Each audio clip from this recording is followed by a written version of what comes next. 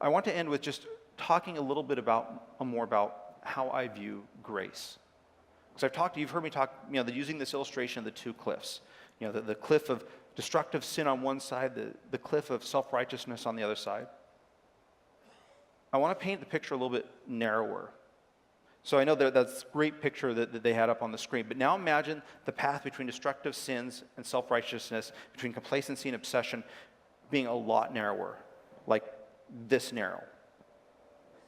And you're on this high ridge and you're walking along and the winds are whipping you one way or the other, and does this sound difficult to stay upright and walking? If you think it sounds difficult, I'm failing to paint the picture. It's not difficult, it's impossible.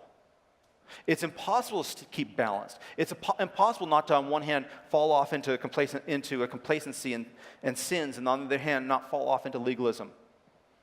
The only saving grace is, I want you to imagine a cable anchored every 10 feet or so, and you're holding onto that cable, and that's how you're walking along the path.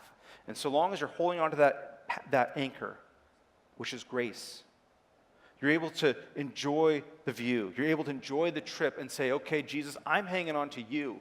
I know the winds are blowing me into self-righteousness. They're blowing me into complacency, but I need you. I'm hanging on to you. So in the end, this is a message about grace. This is not a message about make sure that you do all the good Christian stuff, or make sure that you stop being proud of the Christian stuff. Make sure that you're not complacent. Make sure that you're not legalistic. It's make sure you're holding on to Jesus. Make sure you're holding on to his grace.